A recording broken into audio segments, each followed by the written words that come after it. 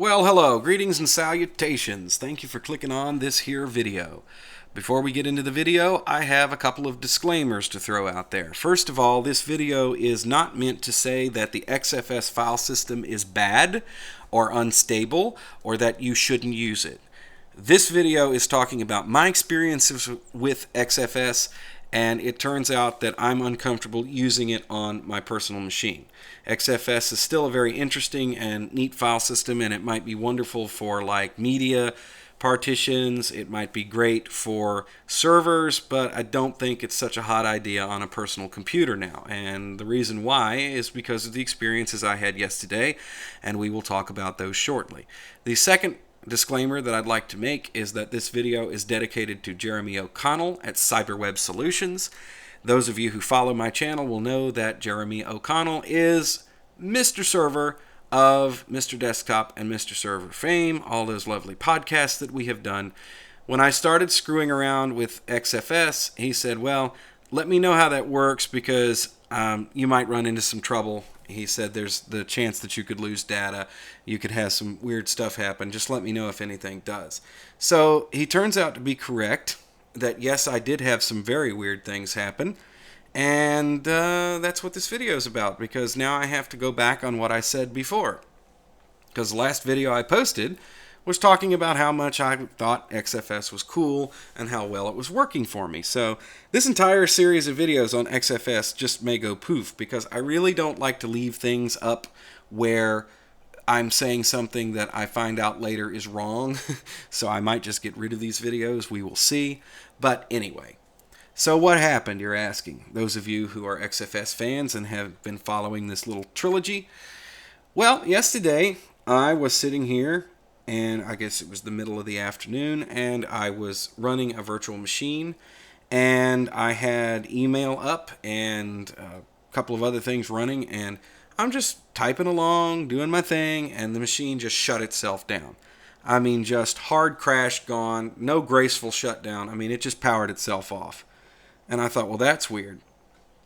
So I looked at the machine and saw that some of the vents were slightly blocked by some crap that was sitting up here on my table.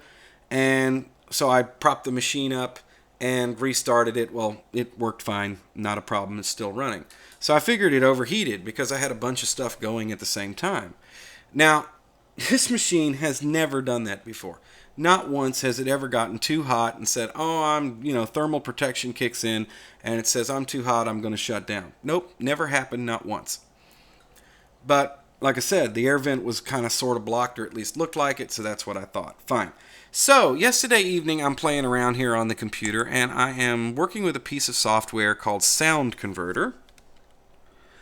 Some of you may know about this software already. It's a really groovy little piece of software, and what it allows you to do is just take a whole bunch of files and folders and throw them in there, and then you can convert audio files from one format to another. So let's say that you have a bunch of mixed files. You got some WAV, some FLAC, some MP3, and you just want to turn them all into AUGs. Then you can do that. It's no big deal. This thing will just go through and do it. So I was playing around with it, and I threw some files in here, and I turned it loose, and it ran for about 10 minutes, and then the computer locked itself up and shut down again. It was the same deal. I was like, well, what on earth's going on with that? Why would that machine do that? I don't understand. It's never done that before. I have rendered video on this machine. I've converted files. I don't get it. It doesn't do that. Yeah, the fans might spin up, but it doesn't get so messed up that it shuts itself down. So now I'm getting suspicious. I'm like, there's something wrong. So I went and grabbed me a program called CPU Limit. And well, I'm not going to show it to you. It's just a command. Well, maybe I got a man page for it. Let me see here. CPU limit. Why don't you do it right? Man CPU LIMIT. There we go. This doesn't come installed with your distribution like Ubuntu or whatever, but you can just grab it. It's just a command. And what this does is that you start a program, you figure out what the process ID number is by running like htop or top or something like that. So it would be like htop, and then open up another terminal, and then what you could do is just like pick this process here, and then you could put a limit on it. You could say that it didn't get any more than 75% of the CPU. So I tried that for a while, played around with it. Cool, that worked. Machine didn't shut itself down, but it really wasn't working that hard. And of course, on a program like that, it slows a lot of stuff down. All right, so this morning I get up, and the first thing that I decided to do was to run the system, go ahead and boot it off of a live disk so I could check XFS. Because the only way to check XFS is to do it unmounted. Talked about that yesterday. I said, well, now is a good time to do that because I had those crashes. The home partition was fine. The root partition was trashed. It had errors that rolled off the page, and I thought, well, maybe that's why it's unstable. At some point or another, the root partition got messed up. And so I sat there and I tried to figure out what to do. I said, well, I could try and repair the file system, but that might not cure the instability because if there's data that's corrupt in there anyway or something's missing, it's not going to work. What am I going to do? What am I going to do? I just decided to reload the machine, start over. And I just said, forget it, because what I'm thinking happened is that XFS is a multi-threaded file system. I've talked about that in videos. So when you open up a bunch of files, it opens up a bunch of I/O threads, and then your CPU has to deal with it, which probably was kind of contributing to overloading the CPU. Maybe. I don't know. And, of course, when I was using the file converter program there, I was having it do 25 files at a time. Seriously, that's the way I started it off, which was probably too high a number, and having all those threads running at once didn't, the CPU just freaked out, just couldn't do it. So it's not only having to deal with the 25 threads that I've asked it to do, now it has to deal with all of the I/O threads that go along with it, and it probably just threw up its hands and said, I can't deal, and it just shut itself down. So here's what I have done. I have removed XFS from the system. So if I type in sudo, put the D in there, dummy, ls block. Now you will see that on this particular computer, I have one hard drive, which is the 320 gigabyte hard drive I've talked about in past videos, and there is one partition on that drive. So SDA1 is the only partition, and that is formatted with ext4. So you're probably saying, well, that's nice, but what about swap? Well, if I use free and use H, you can see that I have 4 gigabytes of swap. I'm not using any of it right now, so there is swap on the system. Where is that swap, Joe? Well, that swap is in a swap file. Oh, sorry. Let's list the root directory. Now you can see it. So we have a swap file that lives in the root partition, and that is where our swap is. So when the system boots up, instead of looking for a swap partition, it's looking for a swap file. And the advantages to doing this is that I can resize this file at any time. So if I decide I need more swap, then it's just a matter of resizing this file or adding another file to the system, and then it will use that. Now, all of this partitioning scheme and swap file jazz comes from Jeremy O'Connell. He says this is the way he prefers to set up his Linux systems.